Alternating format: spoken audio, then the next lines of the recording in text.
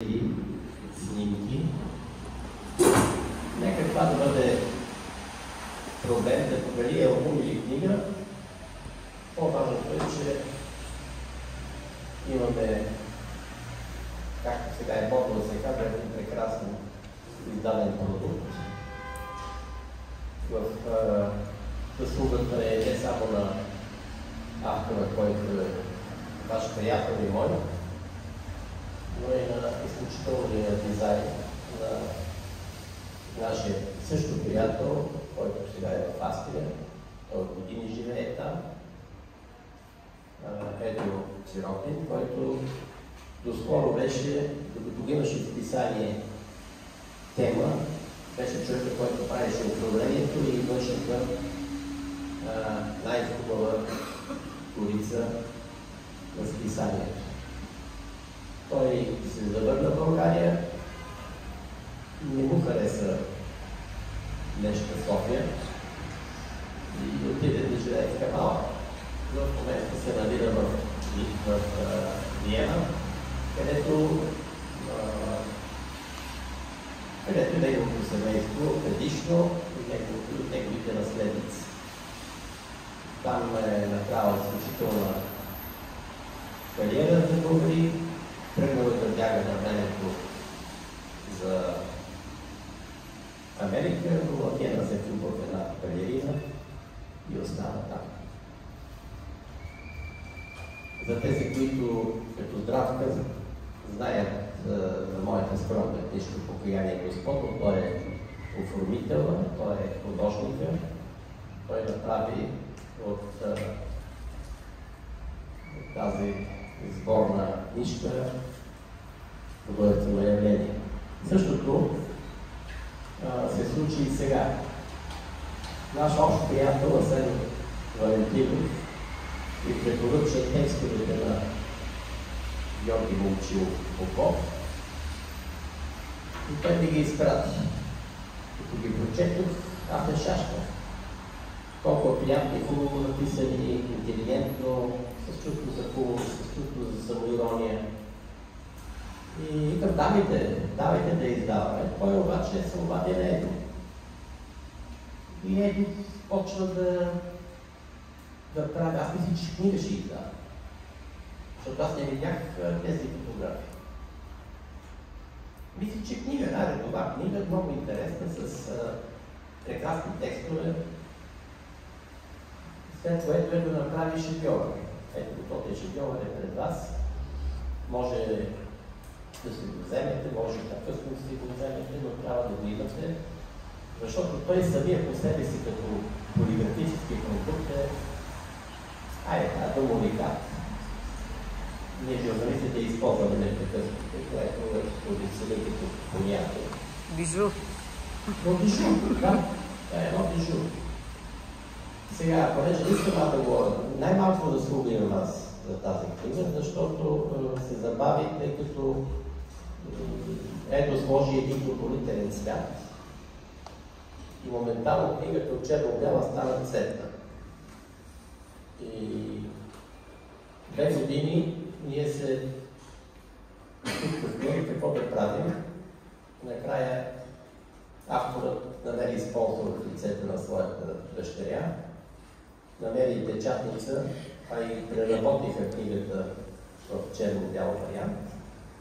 И тя вече се появи в един не толкова малък тираж, за такива подобни бижути.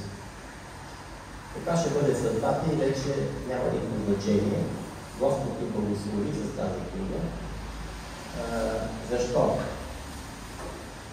Защото София, освен хора, които идват от други градове да живеят, има много хора, които не заслужават да живеят на София. Техните понятно възпитание, техните комплекси, близко на това на хуните, превземат постепенно нашата столица и това не е въпрос само на политика, която започна от комунизма. Това, което ние като хора на перото и на духа можем да направим, е да съдействаме за издаването, написването и популяризирането на подобни издания. За да може поне една част от софиянци, които се чувстват граждани на света, не точно столичани. Тук има хора в прекрасния Бургас, сигурно от други, от Перник, които се чувстват граждани на света, но са българи и се чувстват и държат на това тяхната столица, техния град да изглежда такъв, какъвто е в нашите мечти, или поне в такъв, какъвто е изглеждал в тези години, когато преди да дойдат братушките, имало това очарование и тази привлекателност, която днес не може да бъде същата, но може да се стремим да бъде различна, но подобна. Книгата, да я наречем така, има 3 пласта. Освен историко-географските проучвания на Георги, има чисто журналистически набези в историята. И има и 3 клас, интимно лични впечатления. Едно от тях, за тези, които са видяли, което не е най-важното, като акцент, като интелектуален избор, е нощното миене на София. Разбирам, че вече остаряхме, разбирам, че носталгията няма как да не ви играбне, но толкова добре написано, толкова вълшебно, особено с това скърцане на трамваите, с подвикванията на тези, които помнят. Века братята Роми го правиха това, с едни маркучи навити на барабани, после вече зимовете. И понеже съм последните години живея точно иначе съм човек на крайните квартали, на работници от селската власт. Живея в центъра, трябва да ви кажа, трамваите гърмат и трещат по същия начин, както е на време. На Мария Луиза минават и аз не знам защо, може би, понеже са много стари или много древни, но тракът, гърмат, трещат, няма нужда жена ми да пусне телевизора, за да чуем какво става сутринта, да скоча аз и видя. Няма нужда от будилници, няма нужда от телефони, които си надела. Такъв трясък, особено когато е лятно време, е вместо периодния шум на теснопойни птички, които има от време на време, лятно време е. Но това е избежно, изглежда в урбанизацията на това същество София, в което ние сме се сдушили в неговото разделение. Препоръчвам и тази книга и на всички тези, които ги няма, защото от нея може да се научи и много. Първо, как се пише. Второ, различните случки от известни и не толкова известни. Аз ще помоля, след като каже няколко думи и професора, който е тук и беше любезен да сподели нашия празник, който се пожелавам успех в предстоящите избори, защото е достоен човек, защото е сериозен познавач на живота на София и като политик и като човек, мисля, че той не само разбира проявленията на София, но може и с съдействието и на софиянците да видим, много неща се направиха до сега, но т.е. трябва да се каже, не малко неща се направиха до сега от управленията на София, но то е все пак малко, трябва още повече. И сега му давам микрофона, за да сподели своите впечатления от тази книга, защото ако работи Да, ме работя. Аз благодаря за това, че поканихте да говоря, но аз съм повече тук като качеството на приятел на Георги и участвах и малко в организацията по някакъв начин. Така че ще кажа съвсем импровизирано няколко думи. Не съм тук в качеството си на кандидат за кмет, само така съм да кажа. Тъй като книгата тепърва ще я чета, разгледах я само в PDF формат, който ми изпратих по диагоналната система.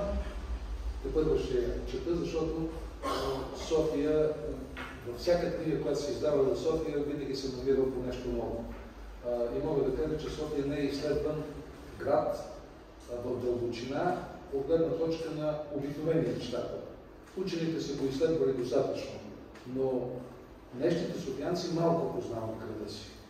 Първо ще кажа няколко думи за Георги, с него се запознах точно преди 10 години и още при първата среща ми подари, той сигурно е забравил, една малка книжка на Валерий Петров. И от тогава започнахме да си говорим за София по телефона или в лични срещи, обменяли сме идеи и в един момент се установи, че аз съм живял и на неговата улица, на където той е израснал, на улица Дунав, която много обичам, и ме представям през годините да откривам все нови и нови неща на тази улица. И така, от тези разговори с него за София, разбрах, че той е един много дълбок познавач на нашия град. И той умее да го гледа с очите не само на потребителя, той го гледа и с любов, той го гледа и с очите на изследователя, той го гледа и с очите на детето, той го гледа и с очите на възрастния. Това е много важно за един град. Не можеш да го четеш и той да ти говори. Георги си говори със София. И затова неговите книги са толкова интересни, толкова задълбочени и всеки път откривам нещо ново, когато го чета и нов ъгъл на погледа към София. Градът ми е толкова древен и толкова интересен, че който започва да се занимава веднъж с тази тема, няма отърване. София има тракийско минало, София има римско минало, София има и след това почти няма епоха, в която да не е оставило следи в нашия град и нещо много важно. Този град много твърдо стои на основите си, защото неговият център никога не е мъртъл нито метър през вековете. Там, където е направено церквите, там е до днес. Около минералните извори. И Георги много увлекателно разказва именно и за това и го свързва и с настоящето. Той е един сладкодумен разказвач на София, който истински обича града си. Защото да запишеш тези разкази, тези очерци за София, не може да напишеш по този начин, ако дълбоко не обичаш града си. На него му е чужд потребителския поглед към града. Той го гледа с любов. И затова тази книга според мен ще се чете. И още нещо искам да кажа. Георги, има поле. Има поле за писане, ти можеш да запишеш. Действай. София е град, между другото, искам и още нещо последно да кажа. София, като град, ние обикновено се съсредоточаваме в центъра, в историческия център, защото там са паметниците на културата, там е миналото, но вече в рамките на Столична община има много градове. Софиянци малко познават Столична община, малко познават София. Казвам го проверено от къса дистанция. Люлин е различен от Нови Искър. Мала Шефчик се различава силно от манастирски ливати. В София има много градове. Дори хората, които живеят, се различават по менталитет. Ако човек внимателно влезе в техните проблеми, в техното ежедневие, ще види, че в София е многолик. И този град предстои да бъде също изследван. Но там все още предпазливо се стъпва на пръст, внимателно. Градът е много интересен и затова не е лесно неговото управление, защото това не е един монотемен град. Това е град с много резки различия, в който трябва да се работи много сериозно, а хора като Георги поправят пътеките, те ни показват. Така че, Георги, поздравления за тази книга, поздравления и за издателите и на добър час.